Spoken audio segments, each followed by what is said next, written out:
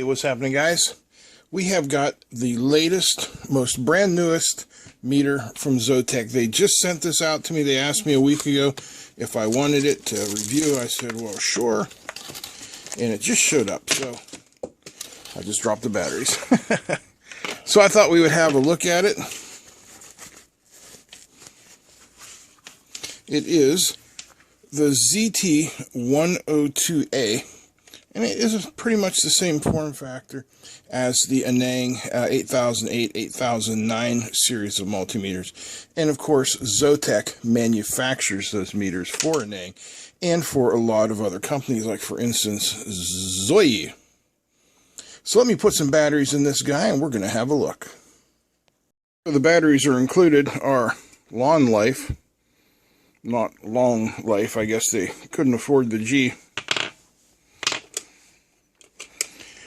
I don't know.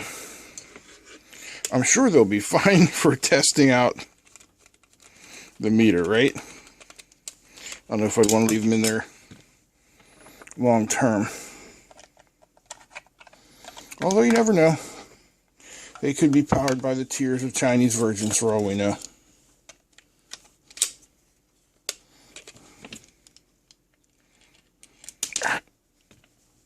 My fingers are just not working today. Probably has to do with stress. A lot of stress these days.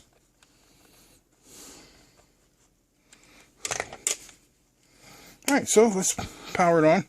I'm guessing by this darkness it's going to be a reverse style meter. Yeah. Okay, already I'm not super thrilled with that. Alright. Manual, which is somewhat of a poster, and we have 6,000 counts auto ranging, made of ABS and PVC with an update rate of 3 times per second. Dimensions 130 by 65 by 32 millimeters. Electrical specifications: DC voltage from 6 volts to 1,000 volts. Oh, there we go. I was going to say, I hope it's got millivolts. 60 millivolts to 600 millivolts. AC voltage 6 to 750 volts. AC millivolts 60 millivolts to 600 millivolts. Current 6 amps to 10 amps. Milliamp current 6. You know, it's all going to be 6 to 6, right? Right. Frequency measurement, duty cycle, temperature, does diode, and continuity. On the other side, we just have a little more poster action here. Auto recognition for voltage, resistance, and continuity. So if you want capacitance or a diode check, frequency, well, it's not going to do that. You're going to have to do that manually. The built-in beeper will beep when the resistance is lower than 50 ohms. Okay. Well, we'll see what she does, right? Right. First of all, you can see that I have done this chart that has all of our standard testing on it, and I have done that with what, after some testing at home, has turned out to be my most accurate meter, which is my Fluke 26.3. So we're going to take out the ProbeMaster probes from the Fluke. So we're testing with the same probes. Nice fit.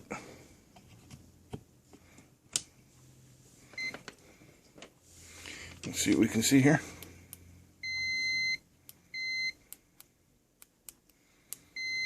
Well, let's put it in continuity mode just because. Yeah, there we go. I didn't want to say the continuity tester was bad when it was in automatic mode. What is, in automatic mode is definitely having to run some calculations. I don't even know how I'm going to be able to get you guys to see this. Wow. is pretty poor. I can see it. It looks like it's got one LED shining in from the side. So, alright, so let's start at the top with our resistance measurements. Get all this stuff out of here. So the first one, 102, and on the fluke it read 100.8. We're getting a 102 or 101. What the?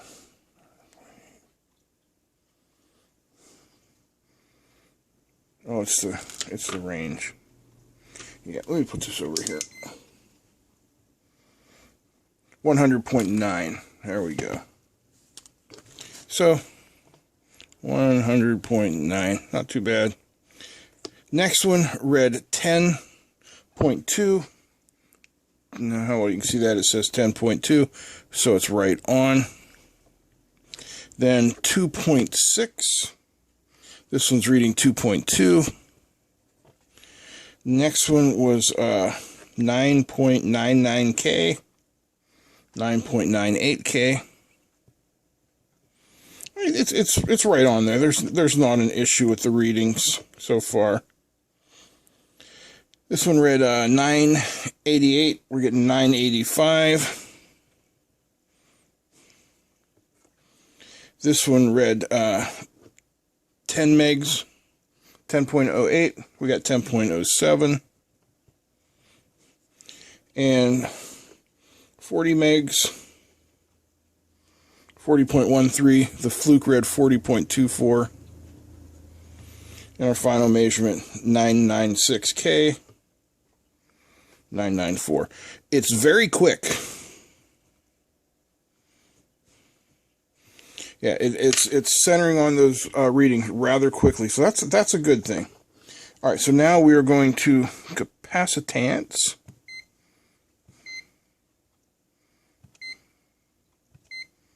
All right, there we go, capacitance. And the first one read 10.2 microfarad, 10.14. That's fine. Next one read 1.25, 1.131. And our final one read 1285 millifarads, or 12.85, 1285 micro, 1291. All right. So it's definitely close enough, accurate enough with resistance and capacitance. Now we're going to read some diodes. We're going to start with the silicon junction diode, which the fluke read at 0.486. And I know you can't see that, and there's nothing I can do about it. This reads 0.545.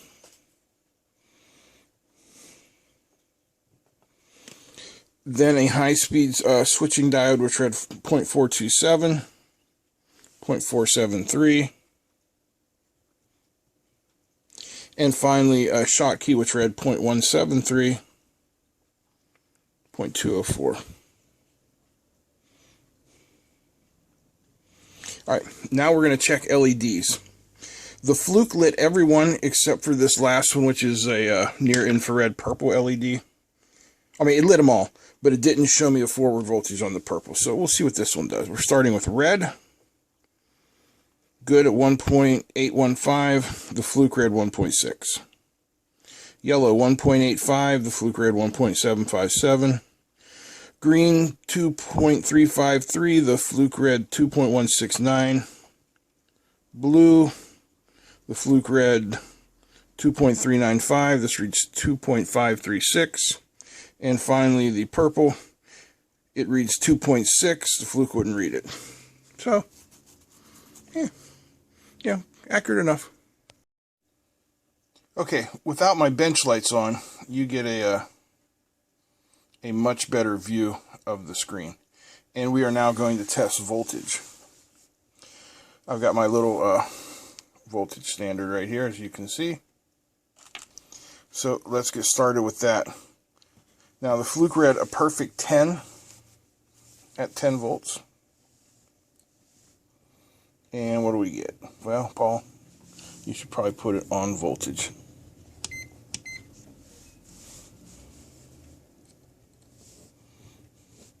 .99.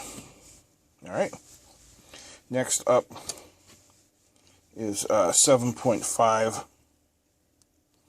You have to pardon me. Swapping these little jumpers around. Ain't exactly easy for my hands.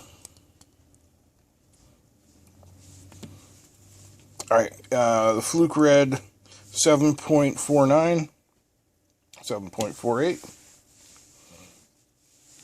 Okay, next up will be 5 volts. Let me get the jumpers on here. Alright, 5 volts.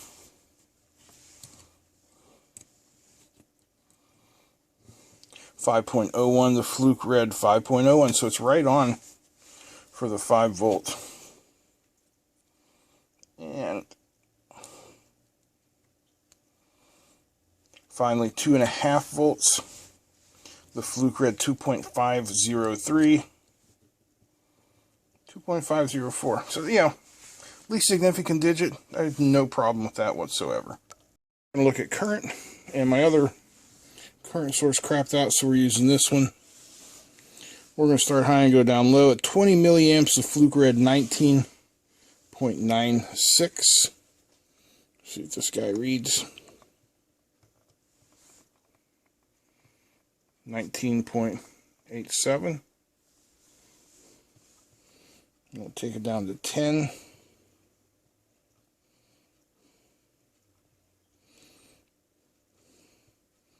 And pardon me, I know this is slow going.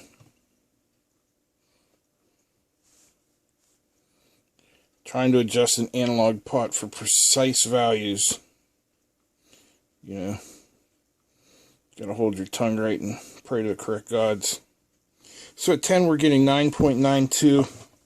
The Fluke read 9.98. Then we'll take her down to 5.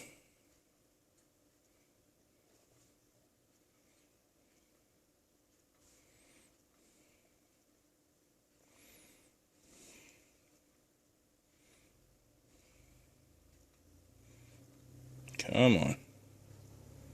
Dig in there.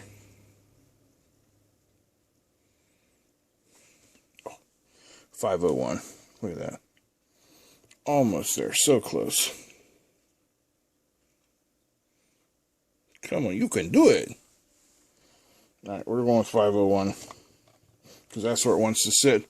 And we get 4.98. The Fluke read the same, 4.98. And finally, we went down to 2 milliamps. So, oh, we're going to stay. Look at that, right on 2 milliamps.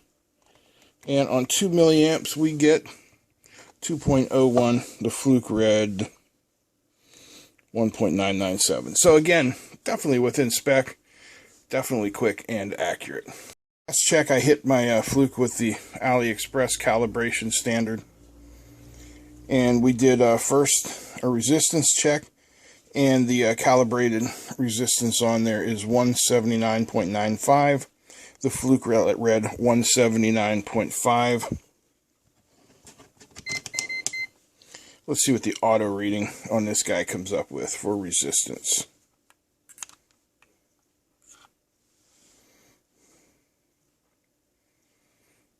$180.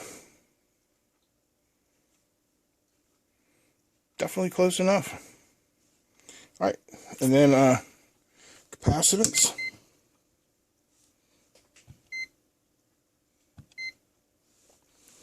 The calibrated amount was 60.073. The Fluke read 59.88. And what will this magic 8 ball tell us? 60.8. Again, it's close enough. Alright, so let's see what's inside. I imagine it's going to look like an 8008, 8009 style multimeter. I expect no surprises, but you never know. There could be many surprises. No, what I'm expecting to see is a blob on top, a chip on board with some like black tar on top of it. A few MELF resistors, maybe a couple diodes, and if we're lucky, a single PTC offering a little bit of protection. Okay, spudger. Spudger.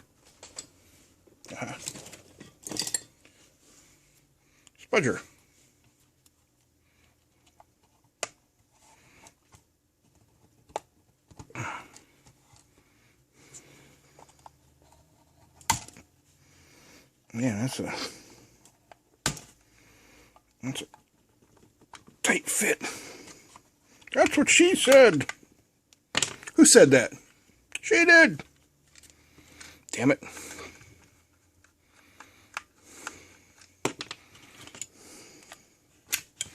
There we go. And we're in. And as I predicted, we have a blob top, some MELFs, some diode protection, and a single PTC. We got a little bit of extra solder here on the shunt.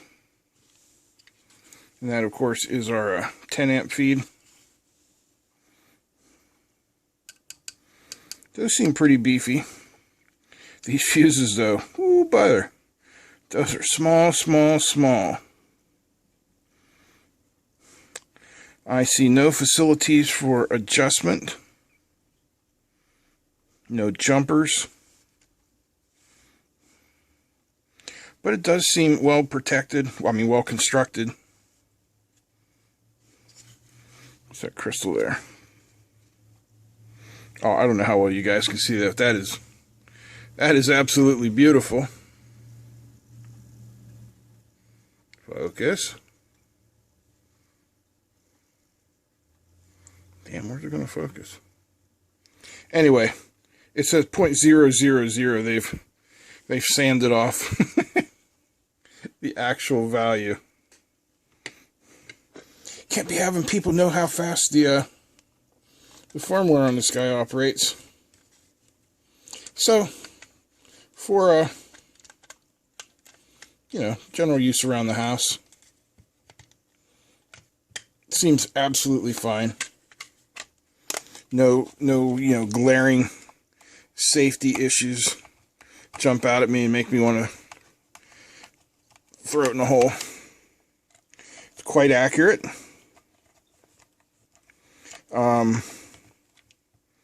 It's quite fast too. I mean, it settles on its reading pretty quickly when you pick what range and what you're testing. When it's in auto, of course, it's going to have to cycle through a few different tests. So, it's going to be a little slower in that mode, and any meter is going to be a little slower in that mode. So it's not like you're losing anything there. I'm not a fan of automatic meters. I'd rather tell it, check resistance, check capacitance. But that's fine. What is nice about the auto meters, you could switch between a couple different things, while holding it in one hand. So, yeah. There she blows. Focus. The ZT102A meter. They didn't give me a price. If I find a link, I'll put it down below. Alright? Alright. If you guys enjoyed this video, I certainly hope you'll give me a thumbs up. Feel free to comment, share, and don't forget to subscribe. Big thanks to all my patrons. Big thanks to everybody. Love you guys. We're all brothers and sisters in this world.